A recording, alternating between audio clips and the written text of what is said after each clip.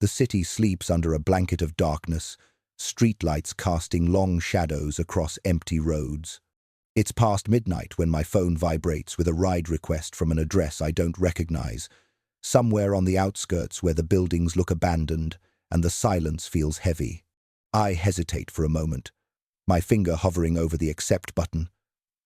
But bills don't pay themselves.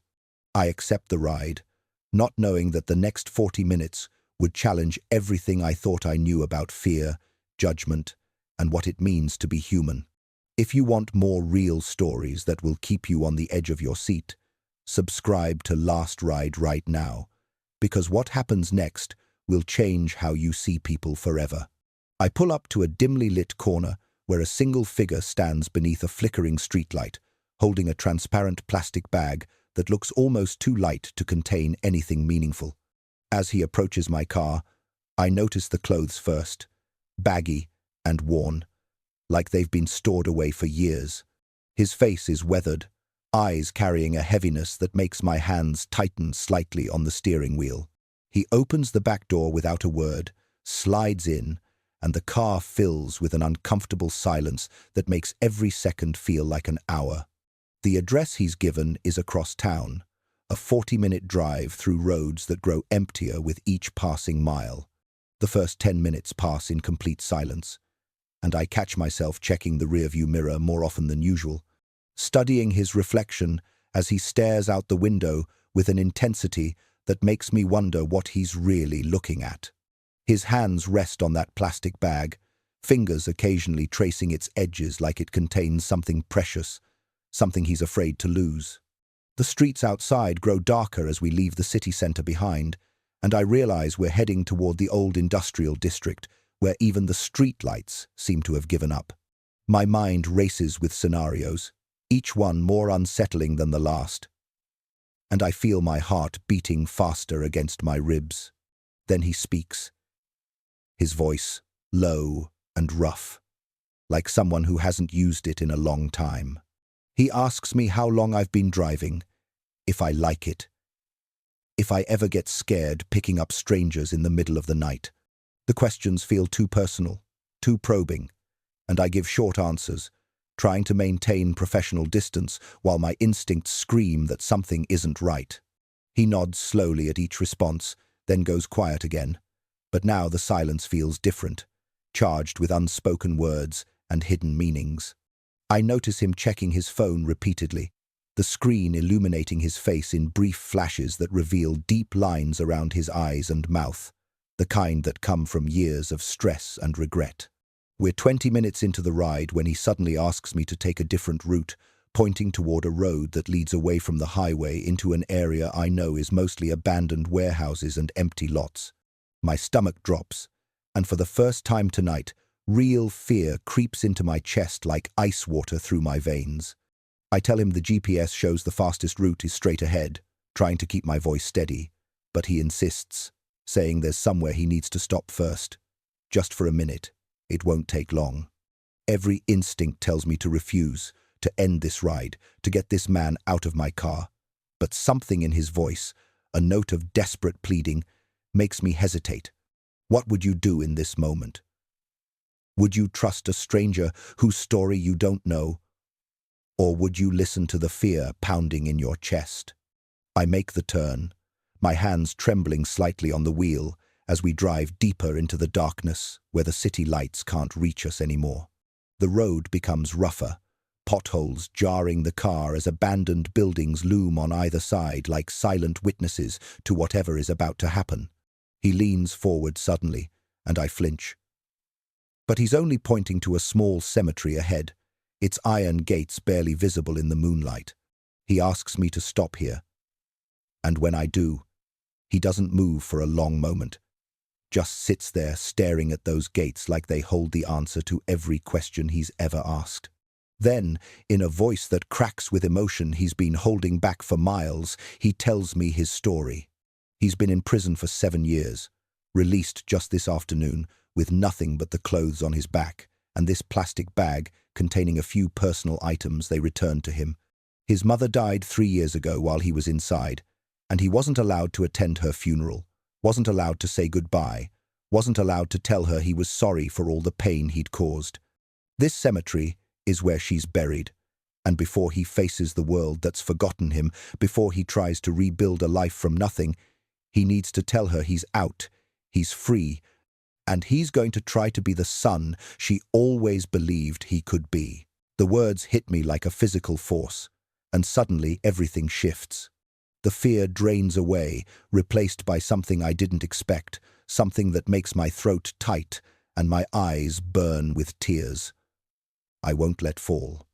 I watch as he gets out of the car, moving slowly toward those gates with the plastic bag clutched against his chest like a child holding on to hope. He stands there in the darkness for 15 minutes, and I can see his shoulders shaking, can see him talking to someone who can no longer answer back, can see him finally letting go of years of grief and guilt that have eaten away at him from the inside. Thank you so much for staying with me this far in this story, because what you're about to hear next is the part that changed me forever, the part that reminds us why we should never judge a book by its cover. When he returns to the car, his eyes are red but somehow lighter, like he's set down a burden he's been carrying for too long. He thanks me for stopping, for waiting, for not asking questions or making him feel like the criminal everyone else sees when they look at him. We drive in silence for a few more minutes, but this time it's different, comfortable. The silence of two people who've shared something meaningful without needing to fill every space with words. He tells me about his plans, how he's going to stay with a cousin who's the only family member willing to give him a chance, how he's going to look for work even though he knows most doors will be closed to him, how he's determined to prove that one mistake doesn't define an entire life. I find myself talking too, sharing things I don't usually tell passengers, about my own struggles, my own fears, the reasons I'm out here driving at midnight instead of home with my family. We discover we're not so different, both trying to survive in a world that can be cruel and unforgiving, both carrying scars that don't show on the surface but shape everything we do. By the time we reach his destination, a modest apartment building in a neighborhood that's seen better days, I realize this stranger has become something else entirely, someone whose story I'll carry with me long after this night ends. Before he gets out, he reaches into that plastic bag and pulls out a small photograph, edges worn from being handled too many times. It's a picture of a woman with kind eyes and a gentle smile, and he tells me that's his mother. That's the person who never stopped believing in him, even when he stopped believing in himself. He shows it to me like an offering, like proof that he was loved once, that he's worth more than the label society has stamped on his forehead. He hands me the fare plus a small tip he really can't afford, and when I try to refuse it, he insists, saying, I gave him something money can't buy tonight. I gave him dignity. I treated him like a human being instead of a number or a threat. As I watch him walk toward that apartment building, shoulders a little straighter than when he first got in my car, I understand something I hadn't fully grasped before. We spend so much time being afraid of people we don't know, building walls around ourselves based on assumptions and stereotypes, that we forget the most important truth of all. Everyone has a story. Everyone is fighting battles we can't see. And sometimes the scariest-looking person is just someone who desperately needs a second chance, and someone willing to see past their worst moment to the possibility of who they could become. I drive home through streets that no longer feel as dark or threatening as they did earlier tonight. And I think about all the rides I've given, all the passengers I've judged silently, based on appearances or circumstances I knew nothing about. This man, who terrified me at first, who made me question my safety and consider ending the ride early, turned out to be one of the most honest and vulnerable people I've ever met.